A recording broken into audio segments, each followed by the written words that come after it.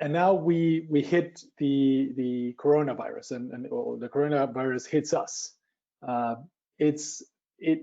I feel it, and this is a personal comment. I feel it like it was in slow motion. We heard about it months ago, and somehow we knew it was coming, but the information was so unclear that we didn't know exactly what to expect, when to expect it, and so even to the point that I think a lot of us were thinking maybe it won't hit us, maybe it would just stay in China or whatever it is.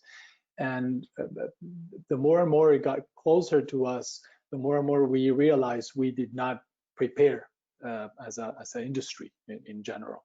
So, of course, but this crisis have not started with the COVID-19. This happens since last year, where the GDP of the economy in Mexico fall to minus 0.1%. And early on this stage of the COVID-19, it was said that because the bad performance, Mexico was going to be down on GDP minus 3%. Today, we can see, and the analysts and experts are saying that we will be around minus 7, minus 9, and it could be growth possibly to double digits, minus double digits. It's important for the leaders to be in the shop floor, in the production with the clients, with all the safety protocols. It's important to keep track in the shop, so in order to understand what are the gaps, what are the needs with this new model that we're experiencing. So leaders have to be very close in the shop. Over communication, we have identified a lot of leaders that have a very close communication, now have to be virtual. So a lot of challenges that the leaders have to adapt, over communicate with employees. How are the strategies of the companies? What are the protocols? What are the challenges that are coming in every specific company? Build inventory, I think, is no one wants to produce extra inventory right now. I think the inventory is just what the demand is the needs of the demand. We're not doing anything extra, you know. We're not getting ready for that recovery in the front or in the few months. So it depends on the demand. The big strategy right now is to develop new products on your lines. For example, the Acero have been working for a couple of weeks in hospital beds, you know. So we're implementing, so we're changing, and we are thinking, developing new products. That's what we're doing. I mean, you cannot just stay in the same way that you start with this COVID.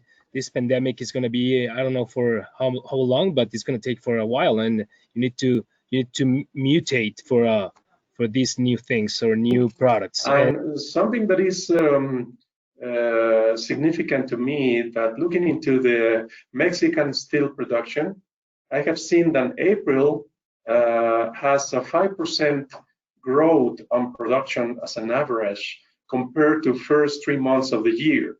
So that means that Mexico steel mills are producing more, and there might be some expectation that the market will come different segments. Well, if there's people buying cars with an app, I wouldn't be surprised that people are thinking about buying raw materials for their production online.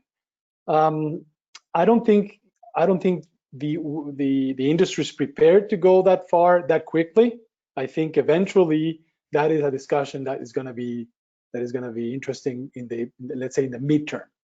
In the short term, I don't think that's the case. However, I do give a point to Jaime that, for example, I already talked to some customers and they already told me, look, it's great to have you here in the office, but we've changed our policy. Everything now is going to be on a webcam. And if you want to visit us, just send me a Zoom meeting invitation and we can talk. And that brings me to the impact on the the long run, on the midterm and long term, and especially talking about his question on digitalization, is all physical contact going to be avoided? And if so, whatever that gives the opportunity in the digitalization part is also going to hit hard on the consumption part of the steel. If we were a year and a half ago, we were very worried about the USMCA. All the negotiation was taken in place. The good news is already there. It at least break uncertainty that we had before. So I'm very optimistic about after this starting in July, the uncertainty is going to be slower. So unfortunately, we're in the middle of the COVID crisis, but and people are reliant to invest. But in the midterm, as today, I see that it's a good opportunity to grow in USMCA zone. The integration is bigger, so we're going from 62 to 75 in integration. There's some rules that we still are not very familiarized with them, but the good news is already signed and it's already in process to adapt to put in place. So the main benefit that we see, or I see personally, is it will break down the uncertainty. It's my point.